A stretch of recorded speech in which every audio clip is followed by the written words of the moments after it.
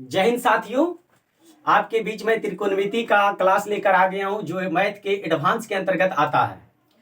देखिएगा, इस क्लास में सबसे पहले आपको बिल्कुल कॉन्सेप्ट के बारे में बताया जाए, यानी बोला जाए जब एक बच्चा को चलने के लिए सिखाया जाता है तो किस तरह से गिर गिर कर वह संभलता है। उसी तरह से आपको त्रिकोणमिति का ये नाम आपको जाना हुआ होगा, क्योंकि क्लास आप 9th में या 10th में इसका यूज आप अच्छे ढंग से किए होंगे। यानी बोला जाए वहां पर अगर आप जहां आप शुरुआत करते थे वहां पर अगर त्रिकोणमिति पढ़ने का रहता था आपको एकदम वाकई में बहुत मजा आता था। दोस्तों, अगर आपके घर कोई फैमिली या रिश्तेदार आते होंगे तो आप वहां पर जोर जोर से एकदम बनाते होंगे त्रिकोणमिति, आप बोलते होंगे साइन थीटा कॉस थीटा, इस तरह से आप बोलते होंगे। उस समय आप बोलते होंगे तो आपके जो आए हुए गेस्ट रहते हैं उनको प्रमोट होता था कि वाकई में ये लड़का कुछ बहादुरी वाला काम कर रहा, यानी कि साइन थीटा कॉस थीटा बोल रहा। और उस टाइम आप में भी जुनून आता था कि आप रियल में साइन थीटा और कॉस थीटा के बारे में जानते हैं। यानी आपको पता चलता होगा दोस्तों कि त्रिकोणमिति का महत्व कितना है।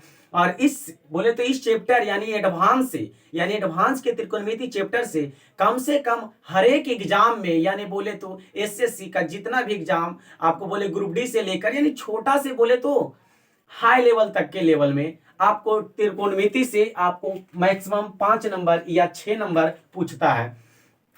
तो जिस तरह से कहा जाता है कि बूंद बूंद करके घड़ा भरता है, उसी तरह से ये 5 नंबर दोस्तों कितना बोल रहे हैं, 5 नंबर, 1-2 नंबर नहीं, कितना 5 नंबर। आपको ये 5 नंबर कभी आपको मेरिट से बाहर करता है तो कभी आपको रिजल्ट होने ही नहीं देता है। तो दोस्तों क्या लग रहा होगा कि ये चैप्टर को शुरू से अंत तक देखें। तो यानी वीडियो में बनने रहने से पहले आप लोग मेरे चैनल को अभी सब्सक्राइब नहीं कीजिए। अगर आपको पढ़ाने का मजा और अंदाजा नहीं लगेगा तब तक आप सब्सक्राइब नहीं कीजिएगा। लास्ट में अगर नहीं अच्छा लगे तो जरूर अनसब्सक्राइब कीजिएगा, लेकिन सब्सक्राइब के बारे में हम नहीं कर सकते हैं। वो आपका दिल या आपका दिमाग या आपका जुनून जाने सीखने का क्या आप कर सकते हैं। तो दोस्तों चलिए बिना समय बर्बादी किए हुए आपको त्रिकोणमिति की ओर ले जा रहा हूं। यानी कहा जाए त्रिकोणमिति का तो त्रि मतलब क्या होता है, तो आप कहिएगा त्रि मने 3 होता है। कोण किसको कहते हैं, तो कोण का डिफिनेशन आप लोग को शायद क्लास 6-7 में पढ़ा दिया गया होगा। कोण दो रेखा के क्या बोला गया होगा, इस तरह से दो रेखा के बीच के झुकाव को कोण कहते हैं। दो रेखा के बीच के झुकाव को कोण कहते हैं, या दो किरण के बीच के झुकाव को क्या कहते हैं, कोण। तो कोण में कोई दिक्कत है दोस्तों? यानी आपको समझ में आया कि कोण जो होता है दो रेखा के बीच के झुकाव को क्या कहते हैं, कोण कहते हैं। मिति मने होता है मापना या उसका अध्ययन करना। मिति मने क्या होता है दोस्तों, मापना या अध्ययन करना। तो यानी त्रि मने 3, कोण मने कोण, और मिति मने मापना या अध्ययन करना। यानी 3 कोणों का अध्ययन करना क्या कहलाता है, त्रिकोणमिति कहलाता है, यानी बोले तो ट्रिगोनोमेट्री कहलाता है। चलिए दोस्तों, आपको त्रिकोणमिति का डिफिनेशन पता चल गया कि 3 कोणों का अध्ययन करना क्या कहलाता है, त्रिकोणमिति कहलाता है। चलिए दोस्तों, त्रिकोणमिति का नाम आप जान चुके हैं कि 3 कोणों का अध्ययन करना ही त्रिकोणमिति कहलाता है। तो आप कहिएगा कि 3 कोण बनता कैसे, आप कहिएगा। तो हम कहते हैं दोस्तों, आप जब भी कहीं कुछ देखते हैं तो याद कीजिए उस पूरे अध्ययन का, यानी आप जो कोई चीज देख रहे हैं, मान लिया जाए हम इस वस्तु को देख रहे हैं, क्या मेरे पास है ये वस्तु है। जब हम इस वस्तु को देख रहे हैं तो जरूर यहाँ 3 कोण बन रहा है, लेकिन आपको पता नहीं चल रहा है कि 3 कोण बन कहाँ रहा है। दोस्तों आप जब इसको देख रहे हैं, तो पहला कोण तो आपको यहां बन गया, यानी बोले आंख के पास, और दूसरा कोण बना कि इसका ऊंचाई देख रहे हैं और इसका आधार देख रहे हैं। ऊंचाई बोले शीर्ष और आधार, तब यहाँ एक कोण यहाँ और एक कोण यहाँ और एक कोण यहाँ, टोटल कितना कोण हुआ, 3 कोण। और इसी के बीच में आप जो भी अध्ययन करते हैं क्या कहलाता है, त्रिकोणमिति। तो दोस्तों मैं बार बार बोल रहा हूं, त्रिकोणमिति का अध्ययन बहुत ही आसान चैप्टर है और बहुत ही मजा आएगा। चलिए, तो अभी बोला जाए कि त्रिकोणमिति का जो अध्ययन हम करते हैं मैक्सिमम 3 कोण का, तो 3 कोण के बोला जाए तो सबसे पहले हम यहाँ क्या बना देते हैं, कोण बना देते हैं। देखिएगा कोण क्या बना दिए, कोण। यानी मुख्य रूप से इसमें हम समकोण त्रिभुज का अध्ययन करते हैं। किसका करते हैं, समकोण त्रिभुज का। तो बोला जाए कि समकोण त्रिभुज किसे कहते हैं, तो आप कहिएगा वैसा कोण जिसका एक कोण 90 डिग्री हो जाए उसे हम क्या कहते हैं, समकोण कोण। आप बोला जाए तो समकोण त्रिभुज का डिफिनेशन पता चला, लेकिन आपको क्या पता है कि त्रिभुज के तीनों एंगल का योग कितना होता है, तो आप कहिएगा 180 डिग्री। तो छोड़िए शेष कोण कितना होगा हमें नहीं मालूम, लेकिन एक कोण इसमें क्या होता है 90 डिग्री। बिल्कुल, आप कहिएगा ये 90 डिग्री हो गया। आपको बच्चा में पढ़ रहे होंगे साइन थीटा, क्या पढ़ रहे होंगे साइन थीटा। अगर हम इस त्रिभुज का नाम दे दें ए बी सी, क्या नाम दे दिए ए बी सी, आप वहां पर बोलते थे साइन थीटा, तो यानी थीटा का मतलब क्या हुआ, थीटा के मतलब क्या हुआ, तो सीधा समझिए थीटा का मतलब वह कोण जिसका मान मुझे मालूम नहीं हो, यानी उसे अंकित हम कर देते किससे, थीटा से। यानी बोला जाए कोण बी का मान मालूम है कितना है 90 डिग्री, क्या आपको ए और सी का मान मालूम है, नहीं, तो आप यहां कह सकते हैं हम इसको थीटा लिख दें, लिख दीजिए, क्या मतलब है, आप तो अभी बोले कि वैसा कोण जिसका मान मालूम नहीं उसे हम क्या से सूचित करते हैं, थीटा से, तो यानी हम क्या लिख दिए थीटा। तो आपको बोला जाए थीटा हो गया, तो थीटा के सामने वाला हमेशा क्या होता है, लंब होता है, क्या हो दोस्तों लंब, और ये क्या हो जाता है ये आधार, तो जाहिर सी बात है आधार बेस को ही कहते हैं। और 90 डिग्री के सामने वाला कोण हमेशा क्या होता है, कर्ण होता है। इसको कूट भाषा में लिखते हैं एच, और इसको कूट भाषा बोले सांकेतिक भाषा में तो बी, और इसको एल का लिखते हैं पी। यानी हिंदी में बोला जाए इसको, यानी इंग्लिश में पूर्ण रूप से बोला जाए इसको, एच मने हाइपोटेनस, बी मने बेस, और पी मने परपेंडिकुलर, मने क्या हो गया ये लंब। चलिए दोस्तों आपको पता चल गया ये साइन थीटा के बारे में सिर्फ अभी बोले, तो यानी साइन की थीटा के बारे में नहीं, हम सिर्फ थीटा के बारे में बोले। चलिए तो पता चल गया इतना बात।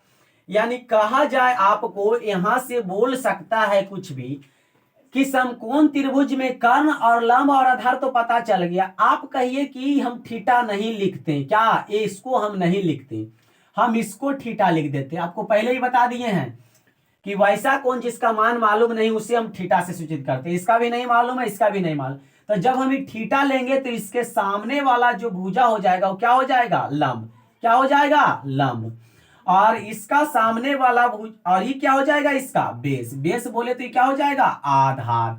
तो यानी कहा जाए कोई भी राइट एंगल में, यानी कोई भी राइट ट्रायंगल में हमेशा कर्ण और हमेशा लंब और आधार चेंज होता है, और कर्ण वही रहता है, कर्ण एकदम वही रहेगा, कर्ण कभी नहीं झुक सकता।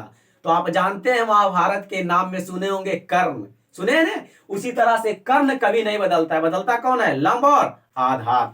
चलिए तो लंब और आधार चेंज होता है, ये थीटा के मान पर निर्भर करता है कि आप थीटा कौन सा ले रहे हैं। चलिए तो हम थीटा नीचे से ही लेकर ही समझाते हैं, यानी इसको हम क्या बना दिए थीटा। तो आप लोग को पता है कि थीटा के सामने लंब और ये आधार, ये क्या हो गया दोस्तों कर्ण। तो आप कहिएगा यहां कि हम कभी बोले होंगे इसको P बोलते हैं और इसको H बोलते हैं, इसको क्या बोलते हैं H, तो यानी आप तो सिर्फ लिखे P अनुपात H, इसका मतलब नहीं बताइए क्या होता है, देखिए इसका मतलब क्या होता है P अनुपात H, क्या हम इसको लिख सकते हैं P बटा H लिख सकते हैं, कहिएगा जी। तो यानी आपको तो वही बात समझना है कि साइन कहते हैं किसको, यानी साइन कहते हैं किसको, तो साइन उसी को कहते हैं, लंब और कर्ण के अनुपात को क्या कहते हैं, साइन कहते हैं, लंब और कर्ण के अनुपात को क्या कहते हैं, साइन। क्या पता चला दोस्तों, अगर इसमें थीटा लगा देंगे, थीटा माने जो कोण मालूम नहीं है, यानी लंब और कर्ण के अनुपात को साइन थीटा कहते हैं। क्या दोस्तों पता चला, आप बच्चा में ना गर्दा छोड़ा के sine theta, cos theta, tan theta, cot theta, cosec theta, sec theta गर्दा छोड़ा के बोलते होंगे, लेकिन ये पता नहीं चल रहा होगा कि साइन थीटा किसको कह रहे हैं। तो साइन थीटा लंब और कर्ण के अनुपात को क्या कहते हैं, साइन थीटा। यानी पता चला दोस्तों कि साइन थीटा हो गया P बटा H, इसी को हम लिख सकते हैं P बटा H लिख सकते हैं। आपको फिर पूछा जाए, बताया जाएगा कि बताओ तो cos थीटा बराबर क्या होगा, यानी बोला जाए तो B अनुपात H, यानी इसको क्या हम ऐसे लिख सकते हैं B बटा H, B बटा H। इसी तरह से आपको बोला जा सकता है cot थीटा बराबर क्या चीज, cot थीटा बराबर, तो यानी लिख सकते हैं इसको हम, कॉट नहीं पहले टैन ले लेते हैं, लिख सकते हैं हम टैन थीटा बराबर, यानी B बटा P, टैन थीटा बराबर आपको हो गया P बटा B, यानी इसी को हम लिख सकते हैं P बटा B, कहिएगा जी बिल्कुल लिख सकते हैं। तो साइन कॉस टैन को तो पता चल गया, लेकिन त्रिकोणमितीय अनुपात टोटल कितने होते हैं, कितने होते हैं टोटल 5 और 1 कितना 6, यानी त्रिकोणमितीय अनुपात टोटल कितना 6।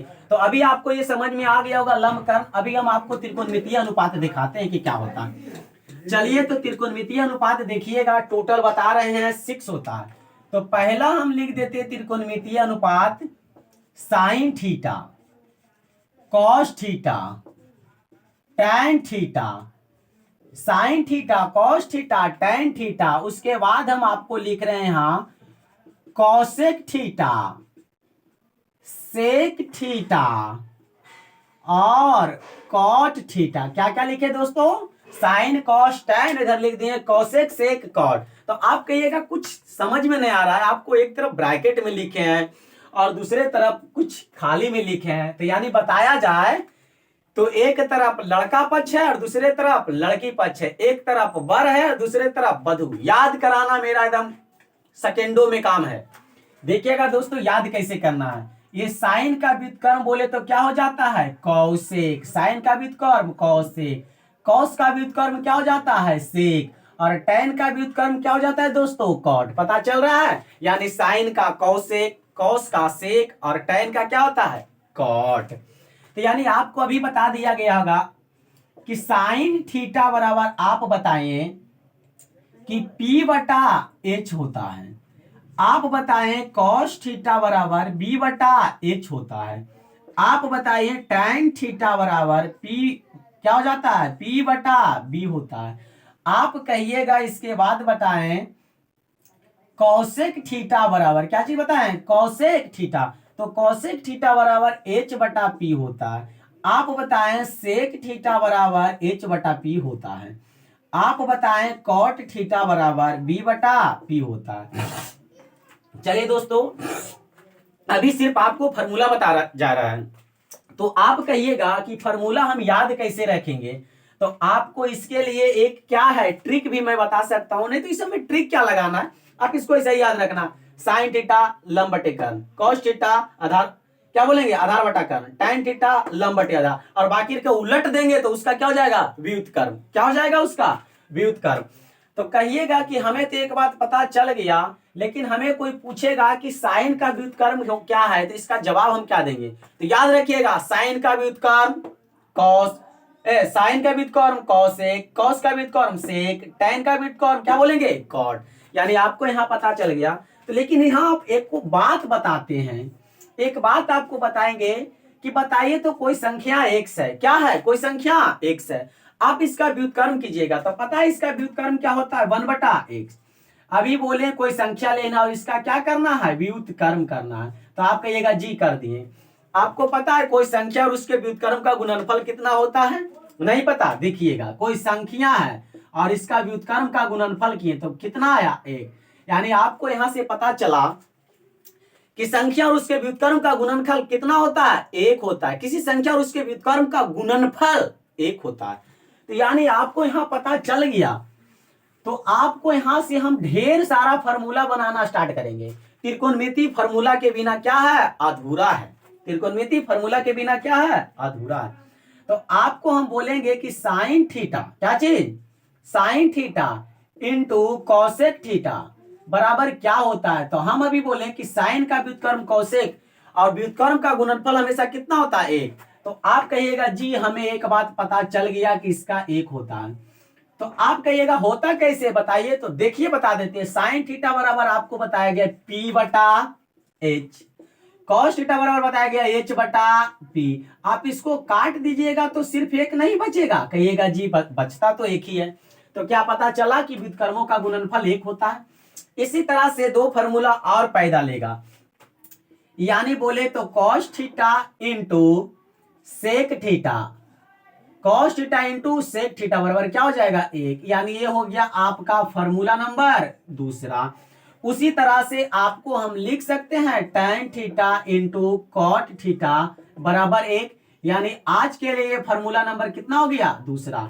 दोस्तों बारी बारी से मैं समझाऊंगा कि आपको फार्मूला त्रिकोणमिति में ज्यादा बोझ ना लगे। सिर्फ आपको एक क्लास करके याद रख लेना है। उसके बाद में जो क्लास आएगा 14, 15, 17, 18 जो भी क्लास उधर बाद में आएगा, वहां पर सिर्फ आपको एसएससी का प्रीवियस पेपर का क्या कराया जाएगा? क्वेश्चन। चलिए तो आज के लिए 3 फॉर्मूला याद रखिएगा कि जो संख्या और उसका व्युत्क्रम का गुणनफल कितना होता है 1, जो संख्या और उसके व्युत्क्रम का गुणनफल 1, जो संख्या उसके व्युत्क्रम का गुणनफल 1, साइन का व्युत्क्रम कॉसेक, सेक का व्युत्क्रम कॉस का व्युत्क्रम सेक, tan का कॉट। चलिए तो हमें लगता है कि आपको ये 3 फॉर्मूला याद हो गया होगा। हम आगे बढ़ते हैं। देखिएगा आपको यहां पता चला कि साइन का कॉसेक, सेक का कॉस और tan का कॉट। आगे बढ़ने से पहले आप लोग त्रिकोणमिति का जो भी तीनों फॉर्मूला बताया गया वो तीनों फॉर्मूला याद रखना होगा। अच्छा, आपको हम यहां कह सकते हैं कि बताइए तो कुछ बात हमें कि लिख दें हम sine square theta plus cos square theta, sine square theta plus cos square theta बराबर 1 लिख सकते हैं। आप एक को फॉर्मूला एक और पता होगा, नहीं तो सीख जाइए आज, sec square theta minus tan square theta बराबर 1 क्या हो सकता है। आपको सारा सिद्ध करके दिखा दिया जाएगा। यहां क्या हम लिख सकते हैं cosec square theta minus cot square theta बराबर 1 लिख सकते हैं? कहिएगा जी लिख दीजिए। तो लिख दिए। आपको पता नहीं चल रहा होगा कि एक कैसे होता है। अभी 3 को देखे एक एक वाला, फिर 3 को देख रहे एक एक वाला। आज सिर्फ यही 2 को कॉन्सेप्ट है और फॉर्मूला के आधार पर है जिसको आपको रट लेना है और दिमाग में घुसा लेना, यानी बोले तो 5 GB मेमोरी में घुसा लेना। चलिए तो इसका बात वही चीज है कि एक कैसे होगा जो हमें बताइए। तो देखिए एक कैसे होता है, हम सबसे पहले इसी को कर लेते हैं। अगर एक को कर लेंगे तो बाकी 2 को अपने से करके देखिएगा कि क्या मजा आता है करने में कि नहीं। आप जानते हैं साइन थीटा का फॉर्मूला लंब बटे कर, स्क्वायर है तो क्या कर लेंगे स्क्वायर, प्लस कॉस का फॉर्मूला होता है b बटा एच, स्क्वायर है तो क्या कर लेंगे स्क्वायर, क्या कर लेंगे, और बराबर में हमें एक दिखाना है कि एक आता है कि नहीं। तो देखिएगा आप कहिएगा हम एलसीएम ले लें एच स्क्वायर, तो यहाँ बचा पी स्क्वायर, यहाँ बचा बी स्क्वायर बराबर कितना 1। आप कहिएगा कि फिर इसके बाद समझ में नहीं आ रहा है। देखिए समझ में नहीं आ रहा है, आपको राइट ट्रायंगल बताया गया, यानी बोले तो समकोण त्रिभुज बताया गया। समकोण त्रिभुज में ए बी सी, अगर ई कोण को थीटा मानते थे क्या होता है लंब, और ये क्या होता है बेस, और ये क्या होता है कर्ण। आपको पता है पाइथागोरस प्रमेय से जो होता है किसी भी 2 भुजा के वर्गों का योग कर्ण के वर्ग के क्या होता है बराबर होता है, यानी तीसरी भुजा के वर्ग के बराबर होता है। उसी को हम क्या कहते हैं पाइथागोरस का प्रमेय। दोस्तों पाइथागोरस जो नियम हुआ है खोज, वो पाइथा नामक एक वैज्ञानिक ने किया और गलती से उसका खोज हो गया। गलती से नया बात बोल रहे हैं, हम तो 9वें से पढ़ते आ रहे हैं पाइथागोरस, आप गलती से कर रहे हैं। अरे उसका आविष्कार गलती से हुआ। क्या हुआ आविष्कार गलती से, कहिएगा कैसे। देखिए समझा देते वो भी गलती से कैसे हुआ। कोई पाइथा नामक वैज्ञानिक था, क्या था पाइथा नामक वैज्ञानिक, वो अपने घरों के दीवार को पेंट कर रहा था सीढ़ी पर लगाकर, सीढ़ी पर क्या लगाकर, यानी सीढ़ी उसको इस तरह से लगा हुआ था। देखिए सीढ़ी का आकार थोड़ा अच्छा बनाते तो समझ में आएगा। घर तो हवा में नहीं रहेगा जमीन पर रहेगा। चलिए घर आपको जमीन पर हो गया, ये उसका क्या था घर था, और ये सीढ़ी इस तरह से लगा के उसको क्या कर रहा था पेंट कर रहा था। पाइथा जी क्या कर रहे थे पेंट कर रहे थे। देखिए पाइथा जी का फिगर बना देते हैं। ये इस तरह से सीढ़ी को क्या किए हुए थे पकड़े हुए थे और पीछे पेंट का बाल्टी लटका रखे थे और ये पेंट कर रहे थे दीवार को। इनको अचानक एक बार पता चला कि इनका सीढ़ी पीछे खिसका हुआ जा रहा है और वो ऐसा गिर गए कि दोबारा पेंट करना ही छोड़ दिया। तो ये दिमाग लगाए न्यूटन की तरह कि जब सेब नीचे गिरा हमारे सर पर आया ऊपर क्यों नहीं गया। तो पाइथा जी भी वहां दिमाग लगाए कि मेरा सीढ़ी फिसल क्यों गया। तो यानी इनको समझ में आया कि ये जो होता है हमें ये दोनों से यानी दीवार से और आधार से ऊंचाई को हमेशा इसको क्या रखना है बड़ा रखना है, तभी ये नहीं गिरेगा। तो इनको पता चला वो ऐसा बात है, तभी बाद में इस पर रिसर्च किए कि ऐसा क्यों होता है। तो यानी रिसर्च किए तो देखे कि सबसे जो बड़ा भुजा होना चाहिए कर्ण होना चाहिए। तो फिर यहां से डायरेक्ट सत्यापन किए कि किसी भी 2 भुजाओं के वर्ग तीसरे भुजा के वर्ग के बराबर होता है। तो आपको यहां पता चला था पाइथागोरस में एच स्क्वायर बराबर P square plus B square, यही तो आपको जानते थे। यानी कर्ण स्क्वायर बराबर लंब स्क्वायर प्लस आधार स्क्वायर। तो क्या इतना बराबर इतना हम लिख सकते हैं, कहिएगा जी। तो लिख दीजिए इतना बराबर उतना। तो एच स्क्वायर बटा एच स्क्वायर बराबर एक, एक कट के एक नहीं हो गया, यानी एक बराबर क्या एक। तो इसी तरह से जब हम आपको एक फार्मूला बता दिए हैं तो क्या आप ये दोनों फार्मूला नहीं सिद्ध कर लीजिएगा। बिल्कुल दोस्तों, कुछ मेहनत कीजिए तभी आपको कुछ हासिल होगा, वरना मेहनत के बिना हासिल भी बेकार है। चलिए दोस्तों, तो आज के लिए कुछ आगे त्रिकोणमिति फंक्शन में ले चलते हैं, लेकिन आगे से बढ़ने आज के लिए जो फार्मूला हुआ था 6 फार्मूला टोटल, हम 6 को एक बार बोर्ड पर बोल बोल कर लिखते हैं और आप बोल बोल कर पढ़ लीजिएगा, तभी आपको मजा आएगा याद करने में। देखिए आज के लिए फार्मूला नंबर बताया गया है कि sine theta into cosec theta बराबर कितना होता है एक। दूसरा फार्मूला आपको बताया गया है यानी cos theta into sec theta बराबर कितना बताया गया एक। तीसरा बताया गया है tan theta into cot theta बराबर कितना एक। इसके बाद आपको लास्ट में 3 फार्मूला बताया गया है sine square theta plus cos square theta बराबर कितना एक। इसके बाद 5वां आपको बता दिया गया है sec square theta minus tan square theta बराबर कितना एक। छठा फार्मूला आपको बता दिया गया है cosec square theta minus cot square theta बराबर कितना एक। दोस्तों आपको बस ये 3 फार्मूला यानी 3 और 3 कितना अच्छो, यानी आज की क्लास में सिर्फ आपको 6 फार्मूला बताया गया। क्या बताया गया?